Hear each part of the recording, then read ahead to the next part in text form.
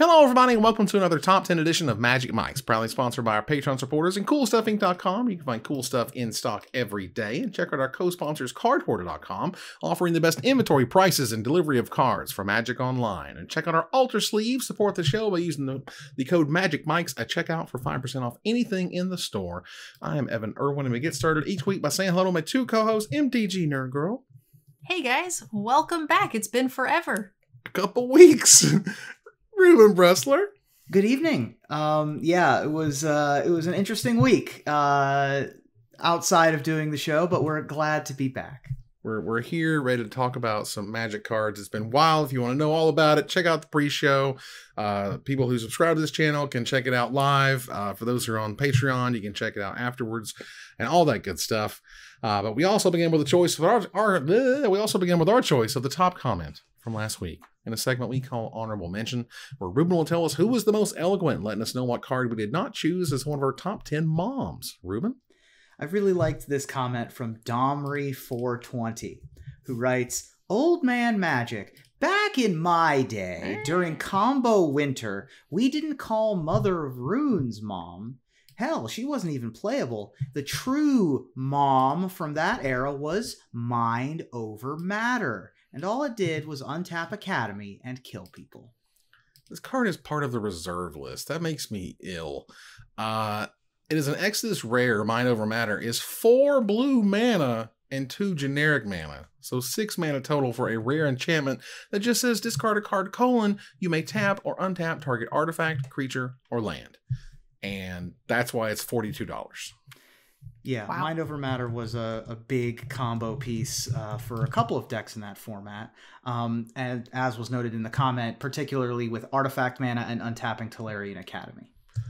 Yeah, and Mother Runes is also one of those cards that you can point out, as I noted, it wasn't very good at the time. It takes, like, you know, a sort of magical concoction of enough powerful low mana creatures and that low mana creature to, you know, kind of protect them to make it worth playing. And back then, you had Tolarian Academy. You just ran people over. It's crazy. Yeah.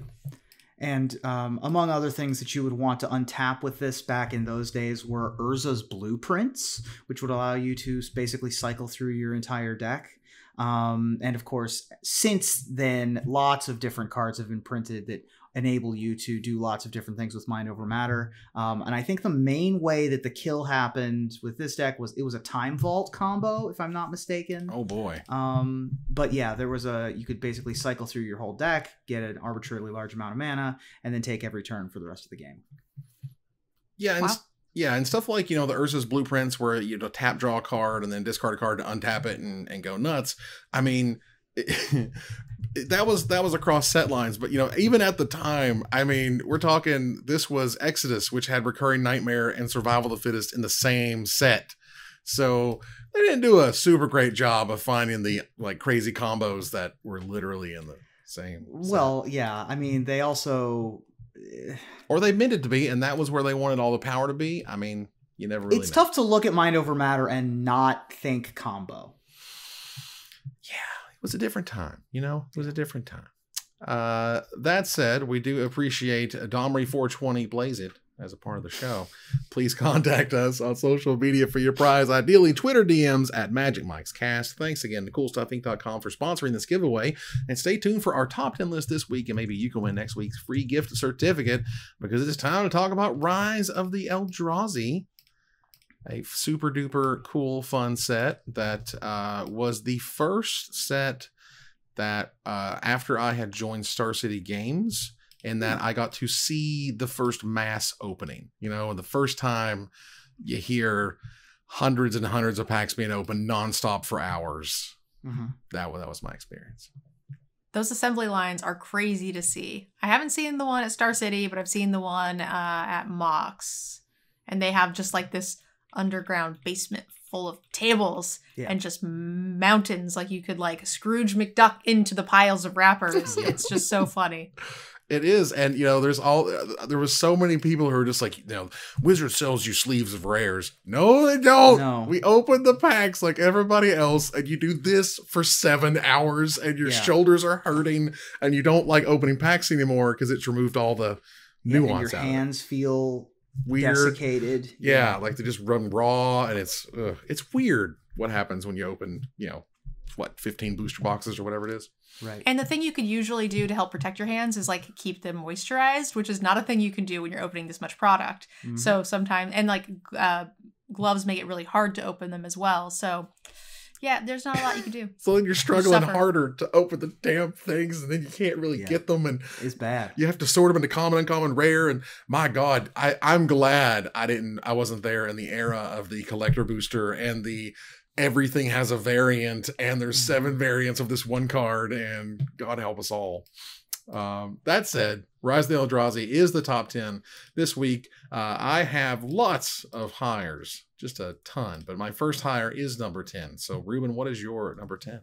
My list, I tried to think of cards that may not have been chosen by my co-hosts.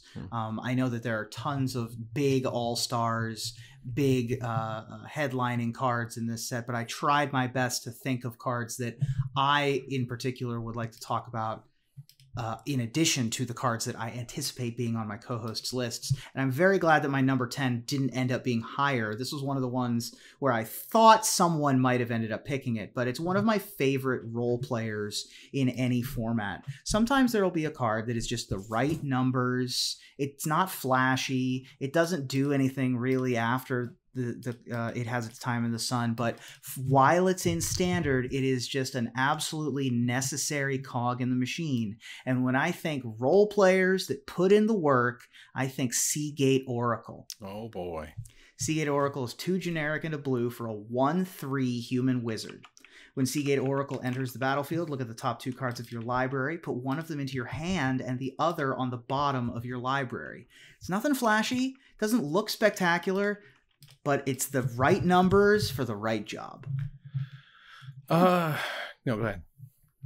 No, please. I was taking it in. I was not expecting to see this on the list.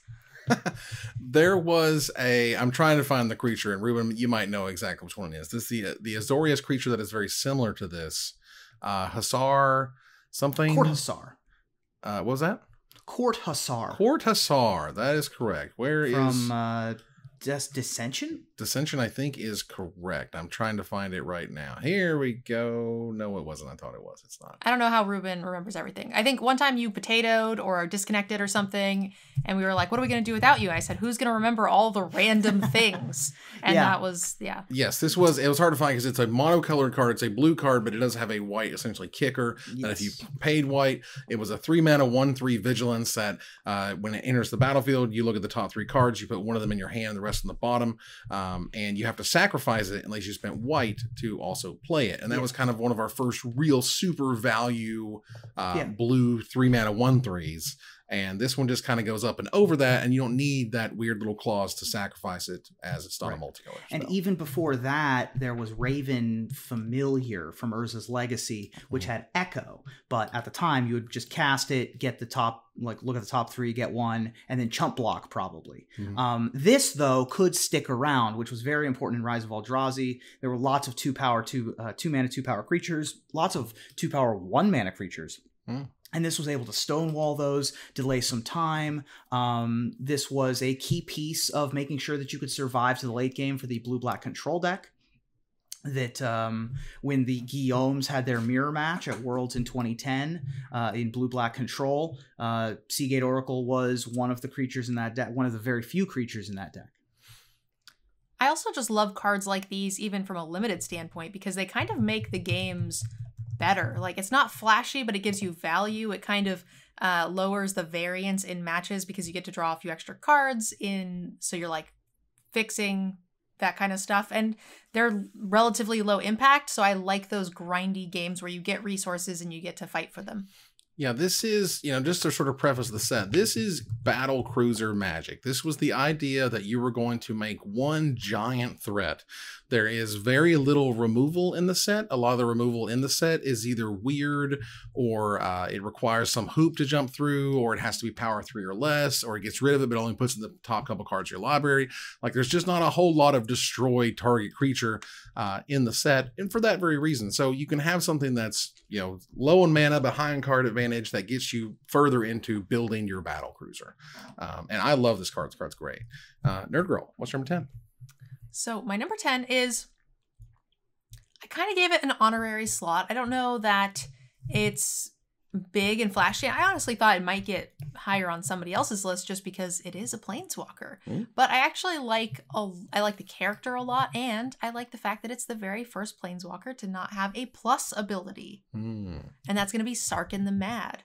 Sarkhan the Mad is a 5-mana, 3 colorless, black and red planeswalker. You guys have seen Sarkhan a bunch. He's the dragon guy. So for 0, you can reveal the top card of your library and put it into your hand. Sarkhan the Mad deals damage to himself equal to the card's converted mana cost.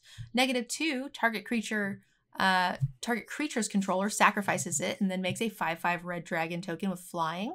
And then for -4, each dragon creature you control deals damage equal to its power to target player. So you can sack your own stuff, make big stuff, shoot them, get some card advantage. Hopefully the cards in your deck are kind of low, but it does a lot. And it was also really interesting to see a planeswalker that didn't just get counters. So he didn't have a permanent life thing unless you had other ways to do that, like proliferate. Which didn't exist yet. And this also has the distinction of having the Spanish version that is Sarkhan El Loco, which is just my favorite. Very good. And it's expensive for that reason, because everyone wants the Sarkhan El Loco version because it's Sarkhan El Loco. This card was one of the many attempts to chase the high that they had off Dark Confidant. Dark Confidant was just the most beautiful, perfect 2-drop. It was a 2-drop, so it revealed itself. It was, it had 2 life instead of Sarkhan here, which you reveal another Sarkhan, it takes off 5 loyalty, which is just giant monster amount. So it didn't really work in that regard. And so as such, didn't see a ton of play, honestly. It's fun though. It's a cool card. Very cool card. And the design was ahead of its time. We've seen some things like this since then, mostly with things like Nissa of Shadowed Vows, where it came in with less but could somehow get more. Whereas Sarkhan Mad, he's just mad. I mean, he's mad. Yeah, that's what I was gonna say. I know, right? He's loco. That's right. Yeah, but you see Sorin the Mirthless. You see how it has the +1, and you can reveal it. You don't even have to reveal it. When you lose life, it doesn't take away loyalty counters. I think they figured that out a lot over the years, and Sarkhan kind of paved some of that. Was one of the pioneers. Let's move on here to number 9. My number 9 is a card that I just did not pay a lot of attention to back when it first came out. And I didn't pay a lot of attention to it back in the day because even back then, way back then when the rocks were getting soft and all, Wizards really hadn't bought in on Commander that much. And the Commander format was where this card not only shone, it just exploded. And Wizards has yet to reprint this freaking card beyond putting it on the list. It's $30 for a Training Grounds. Training Grounds is $30 freaking dollars. This card is bananas. Reprinted already. Oh my god, for 1 blue mana. It is a rare enchantment. This is activated abilities of creatures you control cost up to 2 generic mana less to activate. This effect can't reduce the mana in that cost to less than 1 mana. So, decks go nuts with stuff like this, and it's neat and it's fun. And I saw over the years, it started out a couple bucks, right? And then it kind of bumped $4 to $5, and you're like, oh, that's a weird little card. I understand how that gets expensive. And then over the years, it's just gotten completely bananas. Like, it doesn't feel like it's just a $30 rare, this isn't Cyclonic Rift territory. It's just, it's fine. Yeah. Cyclonic Rift, that's another one that hurt. This card is awesome. I like the art. But whenever you see little enchantments and things like this that end up making it, it's always really cool. They're very fun build-arounds. Yeah. In particular, I know that Thrasios is one of the most popular partner commanders, and that has a 4 generic mana activated ability. So Training Grounds slots perfectly in those Thrasios and like Vial Smasher or Timna decks. Also very good with Kenrith, for example. Anything that has a bunch of activated abilities. I have a very fond memory of a Legacy Open that I was doing coverage for and walking past a table that had a Training Grounds on it and many Rebels. Oh my God. Yeah, it was a Rebels, it was a blue-white counter Rebels deck in Legacy with training grounds and force of will to back up their Raymosian sergeants and stuff. And that made me very happy. I had a good time watching that. It is wild, like, when you turn an effect from 4 mana to 2 mana, it just completely blows it out of the water, you know? At 4 mana, it's fine. At 2 mana, it's the most busted thing you've ever seen in your life, and that's what Training Grounds lets you do. Ruben, what's number 9? My number 9, speaking of Commander All-Stars, is the most popular non-land in Commander from Rise of the Eldrazi. And you might think that it is a colorless card, but it is not. In fact, this card, which does have a Commander color identity, sees more play in Commander percentage-wise than other decks, because it is one of, if not the best thing to have in play if you want to be sacrificing a lot of creatures. And that is Panavoolamog. Ooh. Panavoolamog is a generic and 2 black for a 2/2 vampire shaman. When Panavoolamog or another non-token creature you control dies, you may create a 0/1 colorless Eldrazi spawn creature token. It has sacrifice this creature, add a wingding, not a generic, add a colorless to your mana pool. Very good in Yawgmoth, Teysa, Judith the Scourge Diva. Anything that says sacrifice a creature : you're going to have a good time with this card. Yeah, this is a neat card. I actually have a Teysa deck. I feel like this needs to get added to it. I mean, it's like, $2 to $3. This is one of those, like, what they call mythic uncommons, where it's just one of the best cards in the set, even though it's uncommon. And Wizards has gotten or learned you can't just give it for free. If you just, in particular, this gives it for free and it makes mana from it. So, like, God almighty, this card is doubly dangerous for getting free creatures with free sack abilities for free mana. Like, yeah, card's sick. Also, a vampire shaman is just a sweet creature type. Yeah. We got a couple of those in Rise of Eldrazi. I think Vampire Hexmage is a vampire shaman as well. But sounds about right. It is actually, that card's not from Rise of Eldrazi. That card is just a vampire shaman. Right. But several of the vampires were more feral in the land of Zendikar. And so they sometimes were more in tune with their shamanistic roots. Your girl, what's number 9? All right, my number 9 is not so flashy, but people need to not take their staples for granted. Every deck needs the things that help the deck do all the things it wants to do.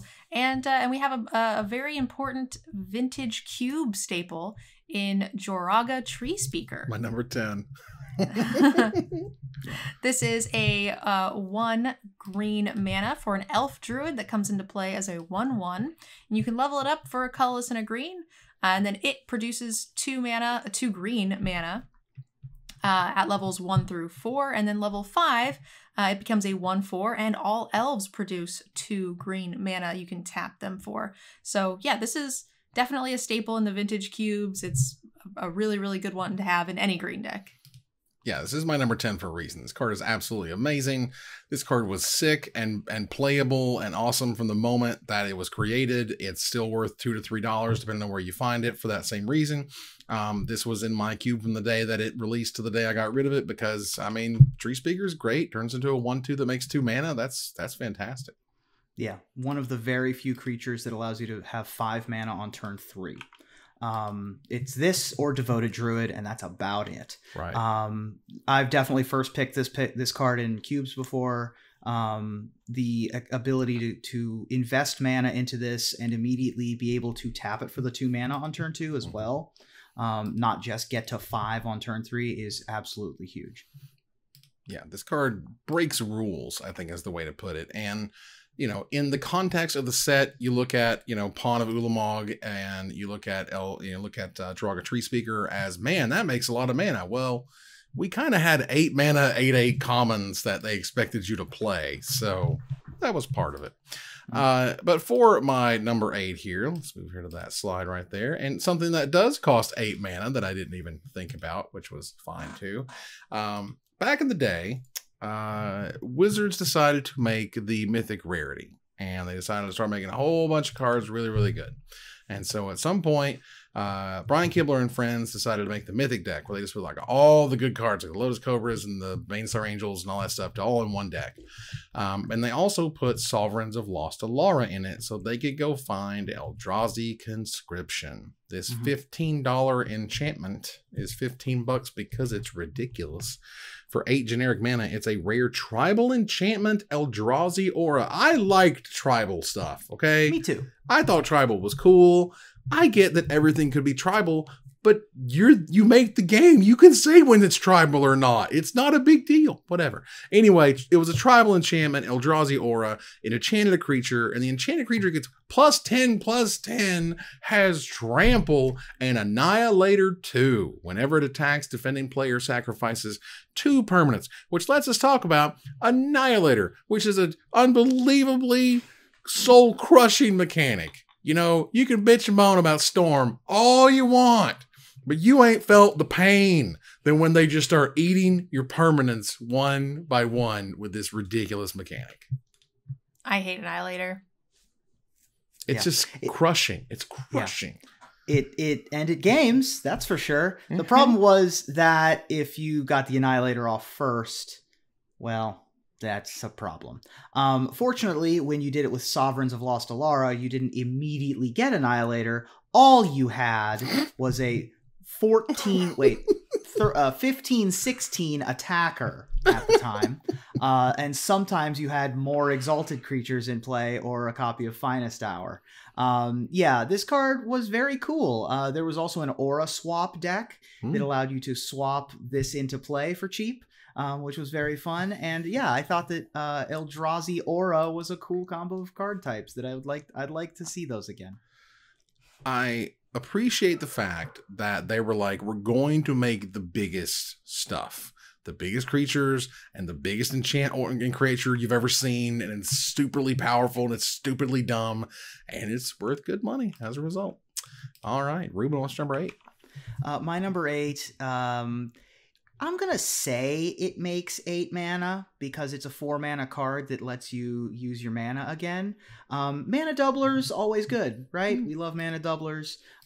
This one is a commander staple as well. Was creeping way up there, way up there, but fortunately got a reprint in the Neon Dynasty Commander expansion. And I want to talk about another cool thing that they did in Rise of Eldrazi, which is Umbras. My number 8 is Bear Umbra. Yeah. Bear Umbra is 2 generic green for a enchantment aura that enchants a creature. That says, enchants a creature gets +2/+2 and has, whenever this creature attacks, untap all lands you control. And it has Totem Armor, which says, if the enchanted creature would be destroyed, instead you remove all damage from it and destroy the aura. Doesn't even need to hit your opponent like sort of Feast and Famine, just attack with it. So oftentimes you'll be able to tap out for your Bear Umbra, maybe play another spell or two, and then as soon as you enter your attack step, you can get all those lands back and double up your mana. I like the Umbras. When I was going through the set for our top 10, I liked reading all of them, and the animals or insects or arachnids or whatever they chose to use were all very, very cool with unique abilities. I think it was a really cool cycle to have in the set. Yeah, it was the OG shield counters, right? And I thought it was super cool, and I love the idea of it. I also appreciated the fact that Wizards, around this time, maybe a little before, but certainly around this time, they recognized that enchant auras have a price. Like, they have a really high price. You could lose your creature as a result of playing this. So not only are they rewarding you for a really cool ability, they're also saying that, hey, if you play this, it will protect your creature from a removal spell. Again, battle cruiser magic, put everything on one thing to try to make it big and strong and scary and can, live through anything you can throw at it. And as we found on Sword of Feast and Famine, when you untap all lands you control, that's almost a free turn. It's not quite a free turn, but it's almost a free turn and can be very, very scary. I would argue sort of the price echo of this one being it's a $13 Rise card, but it's a $5.50 Neon Dynasty Commander card. Just sort of shows you where it was creeping when they finally decided to reprint it. Wow. Nerd Girl, what's your number 8? My number 8 is my first hire. Oh boy, don't worry, I'm getting into Higher City here shortly. As we move on here to number 7, my number 7, my number 6, and my number 5 are higher on someone's list. They're my only other hires, but they are all clumped together. Well, thanks, Evan, for joining us. We'll see you next week. Yeah. It's been real. Thanks, Rise. Ruben, what's your number 7? My number 7 is a card that every time it's been printed, which is twice, it has won a Pro Tour. Oh boy. It was reprinted in Rise of the Eldrazi, and I'm not sure we'll ever listen, I love doing the top 10s. I'm not sure if we'll go to flashback all the way to Mercadian Masks.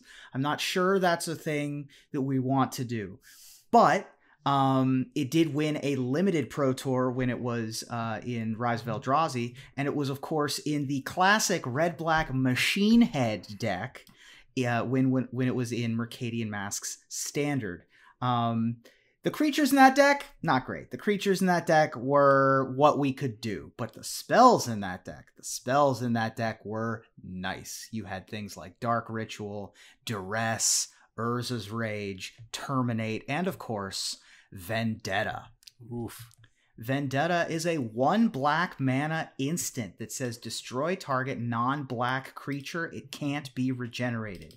You lose life equal to that creature's toughness. Can't be regenerated. Do you guys remember having to deal with those things? I remember that. So Vaguely. kind of glad we don't need to anymore. Yeah. The number of times where the phrase "it can't be regenerated" has come up has been not a lot.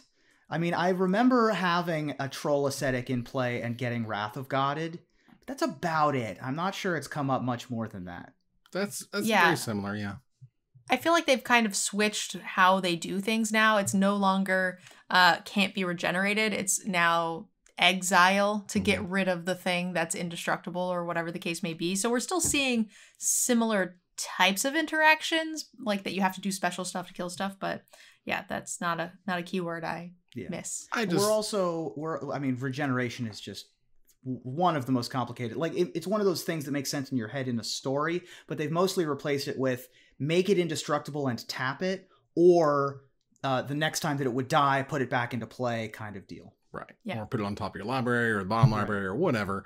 Regeneration, because, this card is one of those cards that, like, ultimately, if you never see a regeneration ability or have a creature that can regenerate, it's completely pointless to have it can't be regenerated on it. Like, it just doesn't mean anything. Mm-hmm. And so it also sort of shows you, not just kind of beyond that, but that, with this battlecruiser magic mentality, you're going to lose a lot. You're going to lose like 7 life, 8 life to kill that stupid monster that's beating you to death, because that's where you're at, and that's what you have to pay. That's what you have to do in order to answer a giant creature in this format. So it was punishing, and for a reason.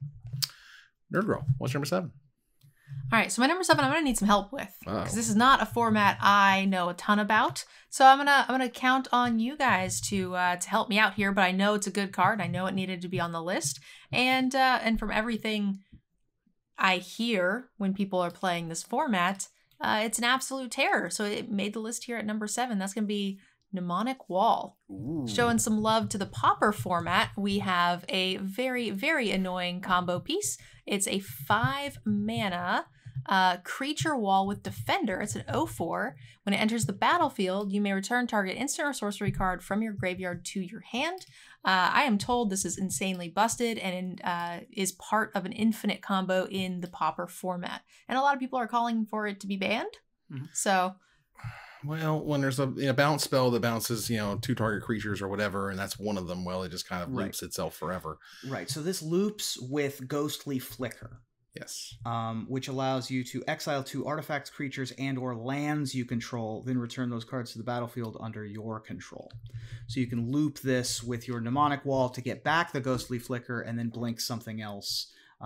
Typically an artifact source or an Urza's Tower, and if you can filter through your mana, this just gets you a million things.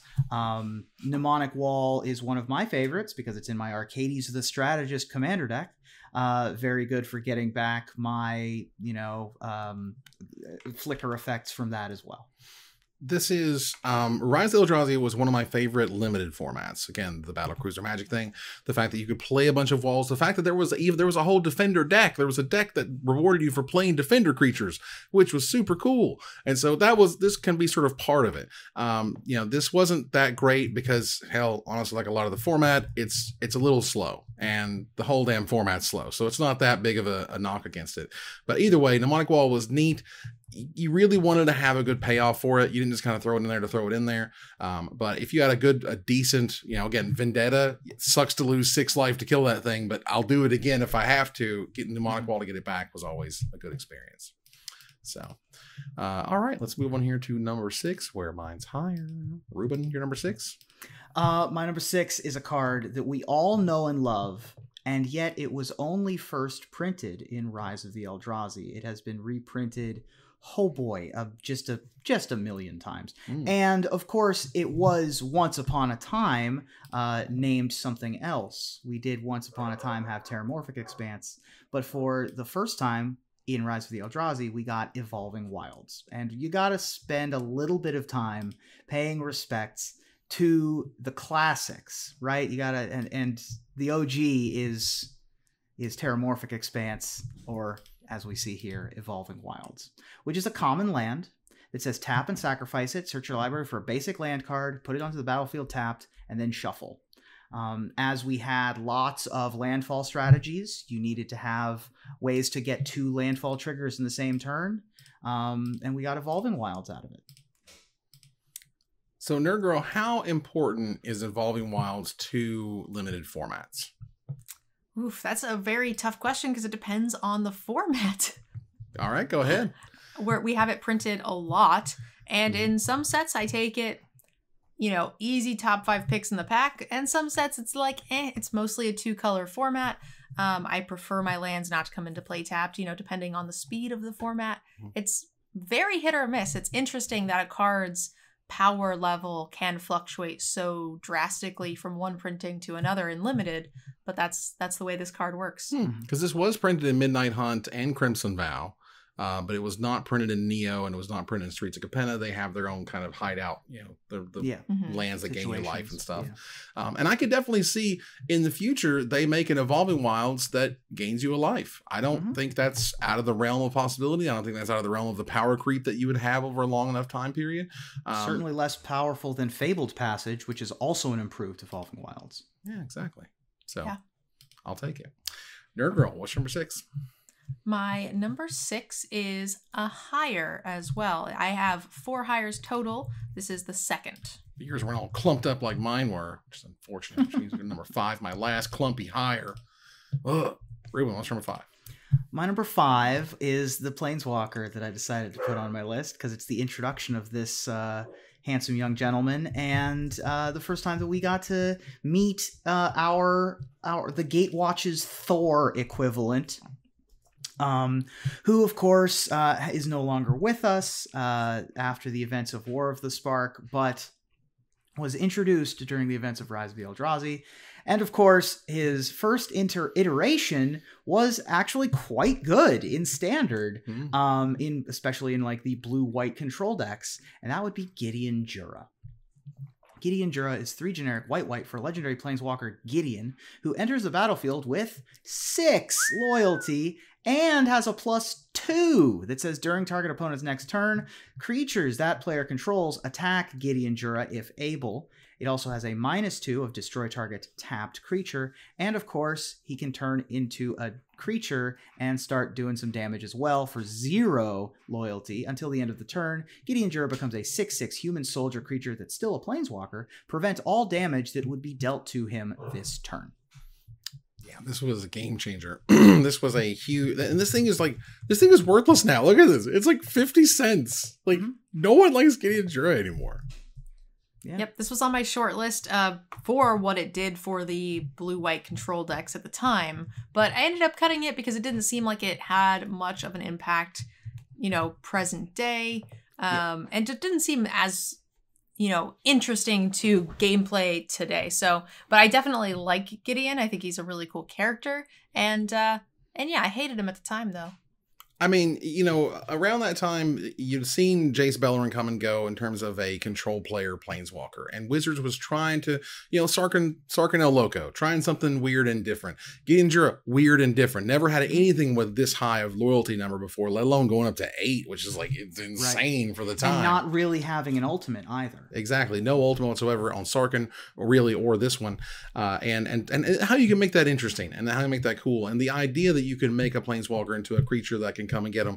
It was good versus the mirror, sort of out of the gate. It's almost like you pre-sideboarded at that point. Whoever got the Gideon Junra down there first is the one who would win, because they would have all the advantage and be able to just +2/+2 until they finally just get you or destroy your creature or whatever. But the idea that your planeswalker can be your finisher, but it doesn't have a finisher, was Gideon Junra. I think that was cool. But man, how the mighty have fallen. Yeah. Well, that's what happens when you print 3 planeswalkers every set for 10 years. Yeah, the older ones do get passed by. Nerd Girl, what's number 5? My number 5 is a card that I hate because it's a good card in a deck I don't want to play against. I hate it. I'm tired of it. And you can take Ancient Stirrings and just throw it in the trash. Ancient Stirrings is a 1 green sorcery that says, look at the top 5 cards of your library. You may reveal a colorless card from among them and put it into your hand. Put the rest on the bottom in any order. This is a staple in the Tron deck, and it basically says whatever you need it to say. It says, go find Tron land, go find win condition, fix, filter, do whatever the London Mulligan rule hasn't already done for you already, and I'm bitter. So, yeah. I mean, Wizards, now this is another one of those things that, it sounds a little silly now that you can get them for a quarter, but before Masters 25 came out, this started getting to be a $4 or $5 common because people just couldn't find it. And, even now the foil is $13 and the Time Spiral Remastered Old Frame, foil is $24, which is great because this is the Tron player's Troniest piece to Tron. Also very good in KCI when Current Clan Ironworks was legal, and still also sees play, I think, in Hardened Scales. Even though you can't find the namesake card, it is just 1 mana find a creature, 1 mana find a land, 1 mana find an animation module, something along those lines. But of course, has its most home in Urzatron. There was a long period of time where there were 3 cards that people said needed to be banned in Modern. And the only one that hasn't been banned since then is Ancient Stirrings. The other ones have fallen by the wayside. Those being Mox Opal and forgetting the last one. Forget the last one. But there was another one that people were saying needed to hit the hay. Looting maybe. That's right. It was Faithless Looting. Right, was the last one. Yeah, and you're just Wizards is very, particularly these days, they're very hesitant to have something that creates too many repetitive game states. And the idea that you can dig this far into your deck to find something and do that every single turn 1 if you get it in your opening hand can get really crazy repetitive. But it seems like it's just inching out to where they're okay with it. Yeah. I'll take it. Boo. This card might also see play in Titan decks to try to find an amulet. I could see it. I don't know if that is a thing anymore. I know I saw lists that had Ancient Stirrings in it to find either this or a bounce land or something like that. Right. I would just say any card that lets you see that many cards for that low a mana has to be looked at really closely. Let's move on to number 4 here. Ruben, what's number 4? So my number 4 is one of my favorite creatures from the limited format. It should come as no surprise to anyone that I like creatures with Defender, and the fact that Defender was a draftable archetype in this limited format was hilarious, and also the fact that it was kind of an aggro deck is also kind of hilarious. And the reason why it was an aggro deck is because of my number 4, which is Vent Sentinel. Yeah. Vent Sentinel is a 3 generic and a red 2/4 elemental common with Defender. It has the following activated ability. Pay a generic and a red and tap it.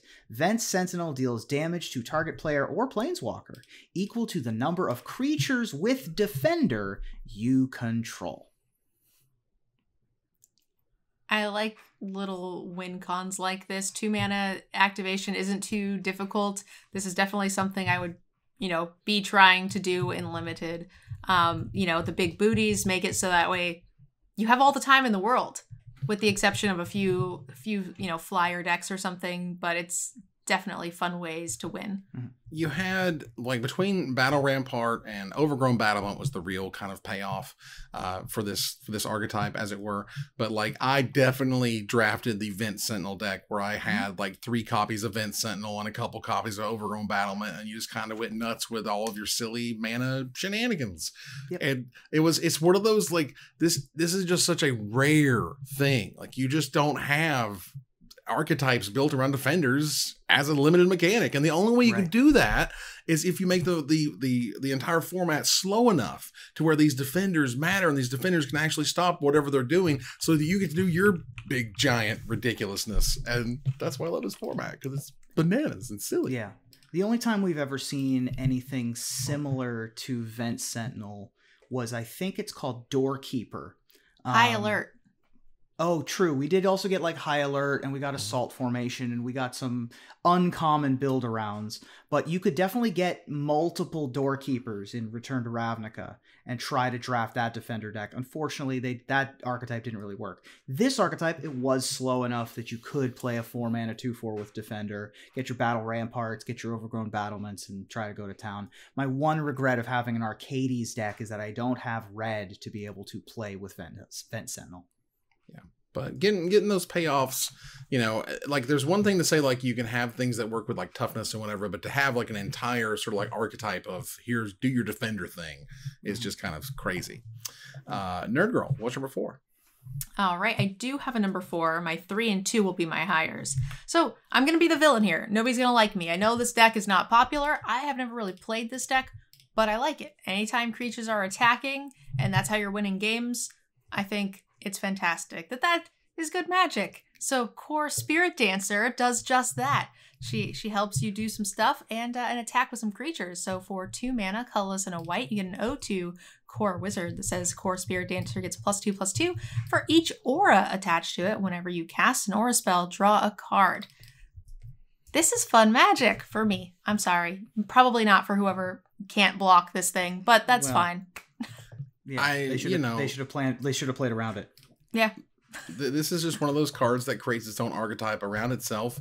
As the years go by and auras get better and cards that tutor auras get better, this only gets more powerful, and we've only seen that happen over and over and over in Historic. And with the most recent Neo set, just threw it in high gear with the one that goes and finds an aura of a different name. I can't remember the exact name of it. So it's a fox of some nature. But either way, Core Spirit Dancer is just a force to be reckoned with. This card's insane. Yeah. And the Bogles deck in Modern, or the Blue-White Auras deck in Historic, is kind of like the Rise of the Eldrazi theme deck, right? Because you've got Hyena Umbra and Spider Umbra in the Core Spirit Dancer deck in Modern to be able to sort of tie the room together. Reed Duke famously brought a Core Spirit Dancer deck to Worlds and nearly won the event with it, because in small formats, if you bring the right tech, you're just not going to face anything that is going to put up any kind of resistance. And the other big thing about Core Spirit Dancer decks is that for a long time, we didn't have 2 mana target player sacrifices a creature. We just didn't have that in Modern. It took until Devour Flesh in Gatecrash until we had one. Goodness. So this could just sort of run rampant roughshod over a format unless you had exact things to get rid of it. Yeah, this is the type of card that can just explode. And again, this is also the type of card that just, every aura from now until the end of time can make the Spirit Dancer deck better. And any card that has that ability to get better over time just because of the way it works and the way it exists is always just a money card. This card's worth over $3, almost $4, despite being printed 5 times, So people love it. And speaking of a card that was cool when it was printed, but this is another one, a very good example of its cards have lifetimes, and as cards have lifetimes, when they were kind of whatever when they first showed up, well, when you do more things of that nature later, whatever you did to start with is going to get better. And by that I mean, did they What were they really thinking when they made Eldrazi Temple? Did you think it through? Did you really?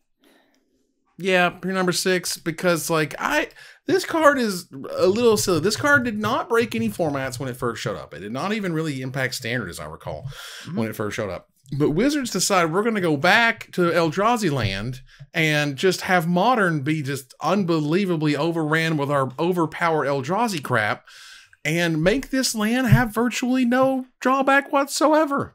This Eldrazi Temple card was originally a rare. These days it's just uncommon, which is kind of crazy. Wizards rarely goes the other way, particularly when cards are worth money. But Eldrazi Temple was a rare land that taps for a colorless mana. And you can tap to add 2 colorless mana, which is important. The colorless mana wingdings were important later. You spend this mana only to cast colorless Eldrazi spells or activate abilities of colorless Eldrazi. And thanks to the stupid, what was the name of the mechanic that made them colorless? Devoid made. Well, there were just cheaper Eldrazi, yeah.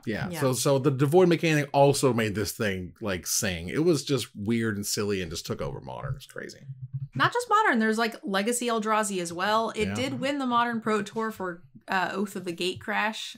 This card did a lot. It doesn't look like a lot. It's again one of those sort of understated cards that make insane decks work. And so that is why they end up, this before it was reprinted the first time, I think in the first Modern Masters, I remember opening these and they were just worth like $1 bajillion. It was like 40 or 50 bucks at one point, as I recall. Yeah, and now it's an uncommon.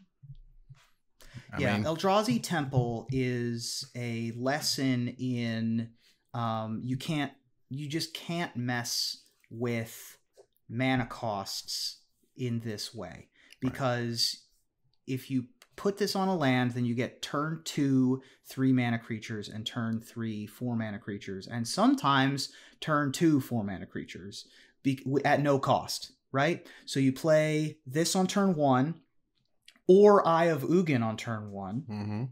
And it was important that there were 2 different lands that could both make 2 colorless mana. So you would be able to do that. You'd have twice the consistency, and you'd be able to play an Eldrazi Mimic or an Endless One or whatever. It doesn't really matter what you play on turn 1. Then on turn 2, if you only have a brush land, then you can play an Eldrazi Displacer, which is still ridiculously above rate. Or you can play a Sky Spawner, which is still ridiculously above rate. Much less if you had another temple and could play a Thought-Knot Seer. And then if you this always enabled turn 3 Reality Smashers. So every single game was turn 1, 2 power creature, turn 2, 3 or 4 power creature, turn 3 Reality Smasher, and nothing can stop that. As they saw. And you can go back and watch the archives. It's brutal.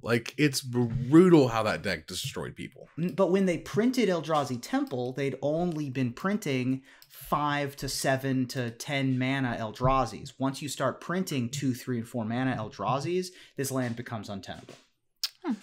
A powder keg kind of waiting to explode on that one.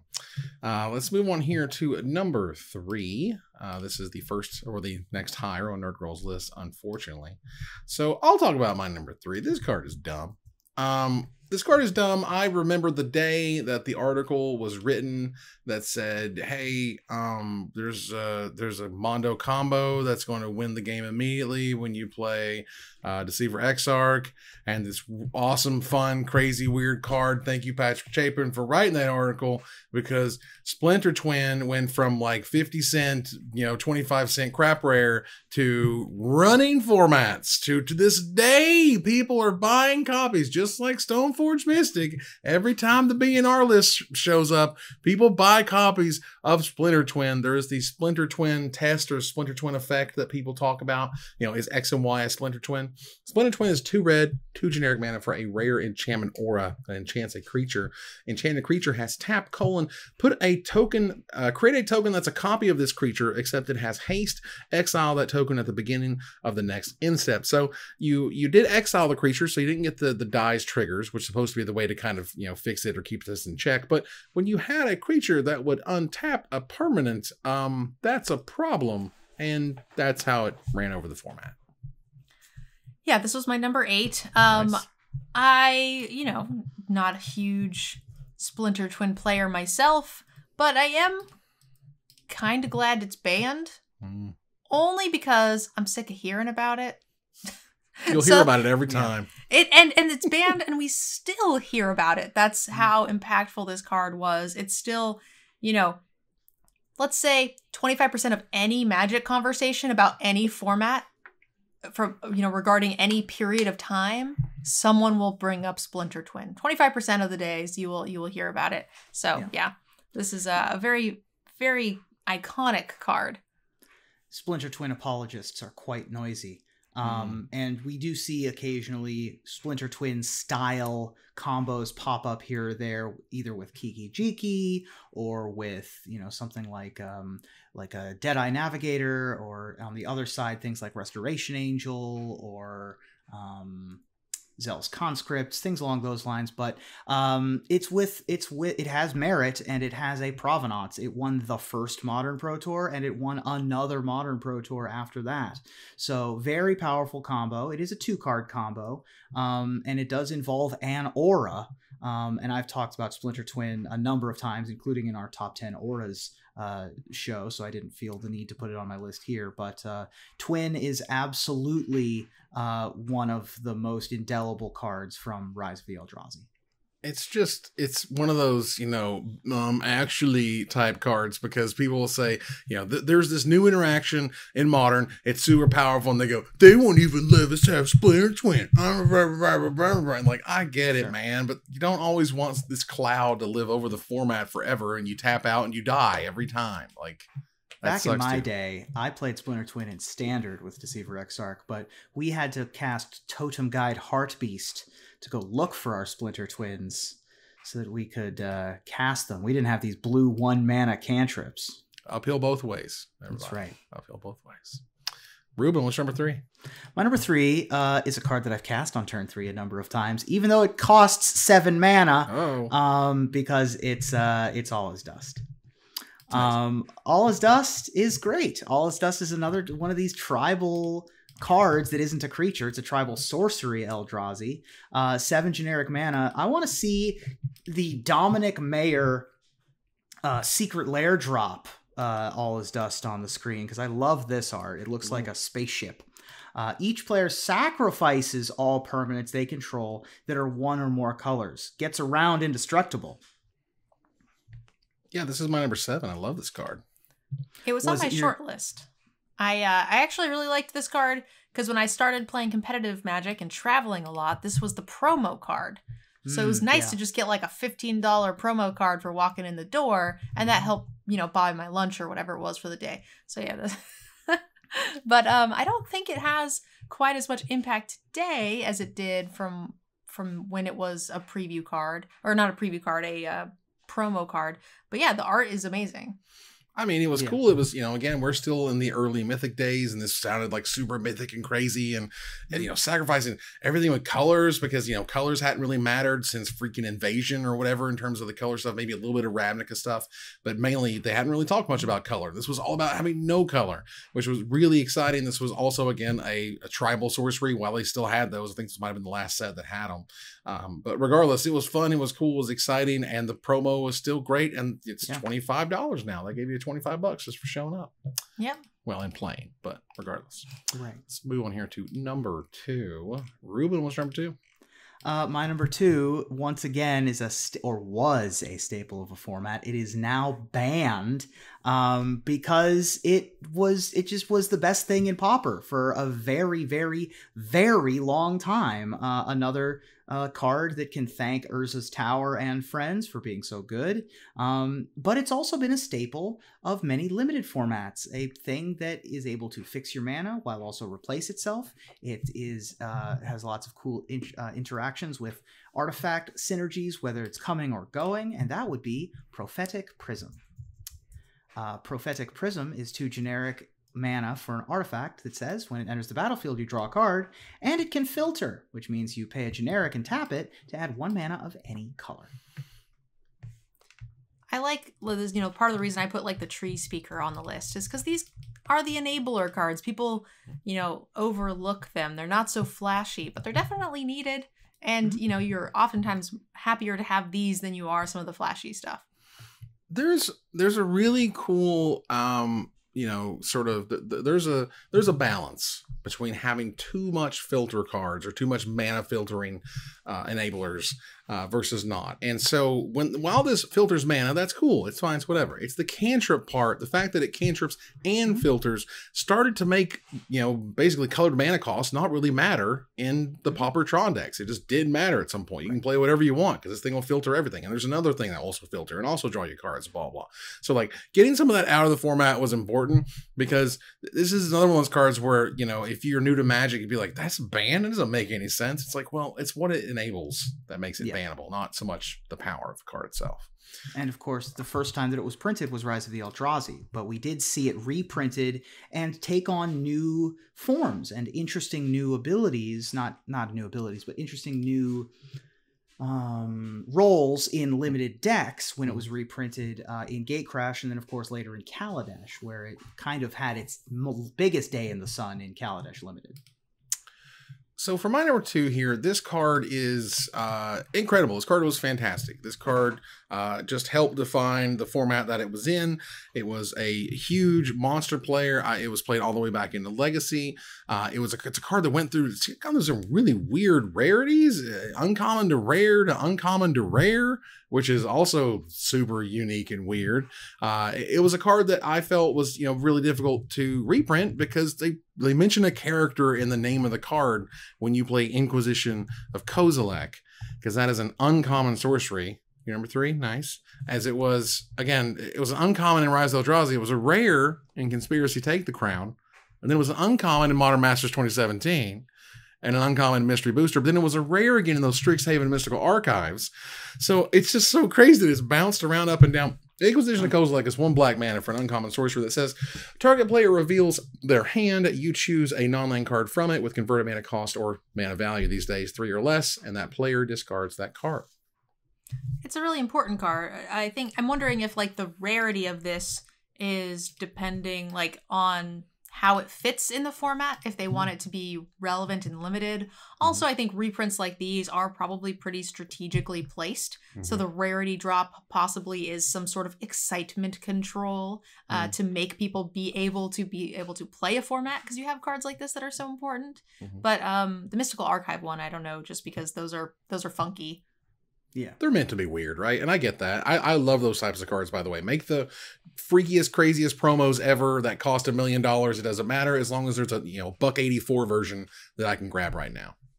Inquisition of Kozilek has long been a staple of the modern format. 1 mana black discard is oftentimes what defines any format, all the way back to Legacy, between Duress or Thoughtseize or something like an Inquisition of Kozilek.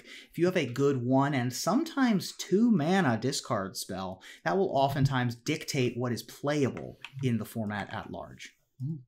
Fair enough. All right, let's turn the corner here to our number 1. Nerd Girl, what's number 1?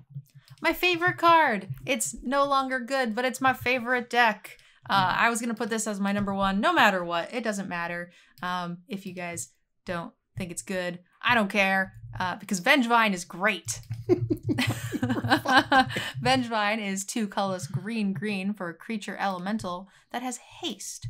This says whenever you cast a spell, if it was your second creature spell you cast this turn, you may return Vengevine from your graveyard to the battlefield, and it's a 4/3. Vengevine died for Hogak's sins by getting...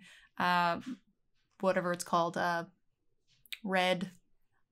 Ruben, help me. Faithless Looting? Faithless Looting banned, yeah. So my Vengevine Faithless Looting deck wasn't hurting anyone, and then Hogak came around and ruined it. Homewrecker. Yeah, Salty. this card was, again, in the early days of Mythics, this card got to be very, very expensive, like $40 to $50 a copy. At one point, it was literally running the Legacy format. There was, you know, Survival of the Fittest. Thank you. There was Survival of the Fittest control, combo, aggro. Vengevine was there for all of it. Like, Vengevine was so sick. It was so much better than what a lot of people were doing at the time. The idea that Oh my god, it was so much fun. It was super It's so cool. fun. It was a super cool deck, but it was also just better than everything else, not close. So they had to do something about it. Even when it wasn't good, I was still playing it. With my Vengevine's grave great. crawlers and my demigod of revenge. Mm-hmm. Yep. I mean, Vengevine, 4/3 haste for 4 mana. That's fine. That's a fine rate. And being able to use your late game mana dorks after they've died, also great. Much less if you're cheating them into your graveyard, using Faithless Looting, doing like a Survival of the Fittest Basking Root Walla situation, where you're able to play more creatures earlier than you would normally be able to, and get multiple Vengevines into play. Vengevine's a great card. I would actually love to see, and I don't think it's unreasonable to see this card reprinted into a standard format. I think that this is exactly the right kind of card to see reprint into standard. I'd be okay with that. I mean, there's plenty of graveyard hate, and there's lots of cool graveyard stuff going on right now. And Greasefang is like the best deck in Explorer right now. Yep. So it would be kind of neat. Long live Vengevine. That's right. I agree. My number 5. I love that card. That card is sweet. And it made me a little sad when it started losing value, because I'm like, I like how it plays. You know what I mean? It feels a little combo-y, but it's still aggro, right? So it's so fun. Get you. All right. Ruben, what's number 1? My number 1 is the only card in Rise of the Eldrazi that is in the Vintage Cube and has won a Pro Tour from Rise of the Eldrazi. And it's a card that gets no respect at all. This is the Rodney Dangerfield of the set. It was not always great. It wasn't always the end-all be-all, but it has reached the mountaintop and stayed there in the cube, and it reached the mountaintop in the hands of Paul Rietzel at Pro Tour Amsterdam in 2010. My number 1 is Student of Warfare. Ooh, I love it. White creature for a 1/1 human knight. Let's go, aggro. Level up for a white mana. At levels 2 through 6, it's a 3/3 first striker. At level 7+, if we go to the way late game, it's a 4/4 double striker. Level up, not the best ability ever, but you play this on turn 1, turn 2, you play another one and level up the first one, and you already have a 3/3 first striker. That is very, very good. I loved Student of Warfare, and I loved Level Up. I think Level Up is brilliant. I think Level Up should come back.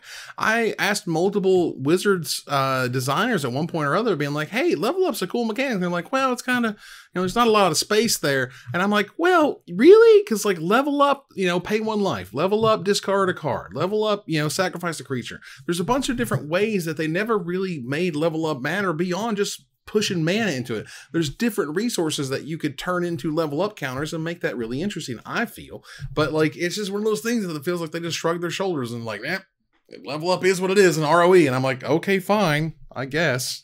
Depending on the card, it is a lot to put on a card, but I don't necessarily agree that I want it to come back, but I thought it was a fine mechanic, an interesting mechanic, and I liked it well enough. But I will not go so far as to say like we need some new level ups. We need some new level ups. I'm gonna say it. I think that level up is it's another one of these abilities that sounds good and I like it. The problem is that it does not translate to playing the game in person. I think it would be a great ability to put on Arena, for example. Yeah. I think that the box looks ugly. The box is a little awkward. I get it. Yeah, when you have the level up text on there. But for example, basically every level up card that costs 1 mana was good. Like every single one of them. Much less if it was a 1 or 2 mana card that leveled up for 1 or 2 mana. All of those saw some amount of play. Even ones we aren't talking about on this show, like Cardon Dragon Lord or Enclave Cryptologist. Right. Those were also great. Yeah, they had their moments, But I liked Level Up. I would love to see more of it in the future. That said, my number 1, and by process of elimination, Nerd Girl's number 2. This is a card that I just had to have it. I can't not have it. I know it's cliche. I get it. I know it's cliche. It's been on a bunch of lists. I don't care. It's my list, not your list. You can have your own list, just like Ruben did. Ruben had his own list. It ain't nowhere near it. He don't care.